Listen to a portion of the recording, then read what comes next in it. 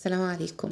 تعالوا نعمل مع بعض النهاردة أحلى سندوتشات كريسبي ممكن تعملوها في البيت بطريقة سهلة جدا وبطعم خطير. وكمان احنا اللي عاملين العيش الجامد ده بس في فيديو تاني. يلا على طول نبدأ، بس قبل ما نبدأ ما ننساش نعمل لايك للفيديو وشير لو عجبك. نبدأ بالتتبيلة بتاعتنا. معانا مية بصل، معانا معلقة كبيرة من الثوم المهروس يكون ناعم، ومعانا معلقة هريسة شطة في حالة ان احنا بنحبه سبايسي، ومعانا معلقة مايونيز وكاتشب ومستردة، وكمان هنحط معلقة كبيرة من الهوت صوص. ممكن بقى نستغنى عن هريسة الشطة ونكتفي بالهوت صوص. ومعانا عود روزماري كده، ممكن كمان نفرم الورق الأخضر بتاعه ده بالسكينة عشان يدينا نكهة أقوى من كده. خلاص، هنزود بقى بقية التتبيلة ملح وفلفل، وممكن لو عايزين تحطوا بهارات فراخ، بس أنا بكتفي قوي بالبهارات بتاعتي دي. ومعاهم لبن، ومعاهم معلقة كبيرة من الليمون، أو ممكن زبادي أو لبن رايب. الليمون بيدي نتيجة زيه زي الزبادي بالظبط مع اللبن.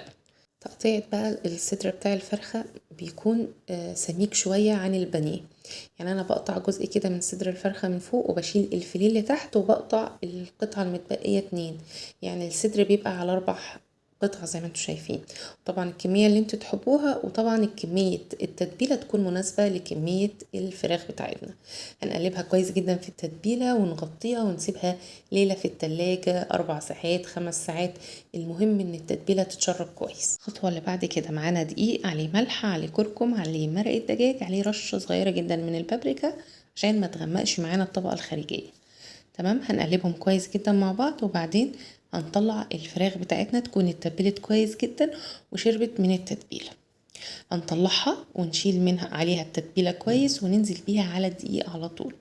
دلوقتي الدقيق بتاعنا بيبقى بخفية كده، بنضغط عليها عشان خاطر تلزق فيه كويس، وفي نفس الوقت احنا عايزين نعمل الشكل المخرفش ده، فبنضغط عليها بالراحة ونهزها كده بايدينا عشان خاطر تعمل الشكل الكريسبي.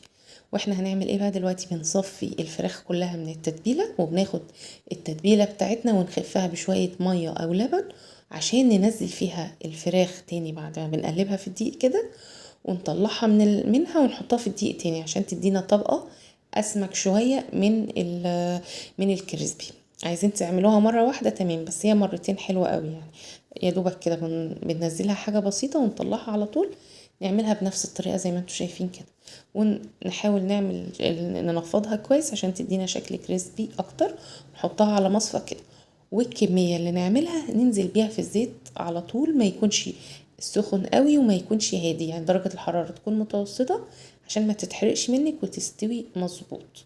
في خلال 10 دقايق هتطلع معاكي جميلة جدا. الصدور ما بتاخدش مدة طويلة في التسوية، وتطلع معاكي بالشكل الجميل ده. تطلعيها برضو على مصفى عشان تفضل مقرمشة معاكي، وكمان تنزل الزيوت الزيادة اللي فيها. تعالوا بقى بعد كده، بعد ما نخلص كمية القلي كلها مرة واحدة، نبدأ بقى نعمل السندوتشات بتاعتنا. الفراخ طالعة جميلة جدا مقرمشة، والكفر ثابت وحاجة كده تحفة. وكمان الخبز اللي ورا ده انا اللي عاملاه، شوفوه في فيديو تاني هيعجبكم جدا. تعالوا بقى نحضر الصوص بتاعنا. معلقة كبيرة من المايونيز، ونص كاتشب، ونص مسترد، ومعلقتين كبار من الهوت صوص. عايزين تزودوا اي صوصات تانية، عندكم اي صوصات تانية هتحطوها، طبعا كل واحد وذوقه. هنحط بقى الصوص بتاعنا على العيش، نكتر نقلل زي ما نحب، طبعا كل واحد زي ما بيحب. وهنحط عليه طبقة من الخس، ولو في خيار مخلل هنحط. مفيش خيار مخلل، في بيف، في جبنة، في اي حاجة انتوا تحبوها او تزودوها عن الوصفة اللي هي دي الوصفة الاساسية، او مش الوصفة الاساسية.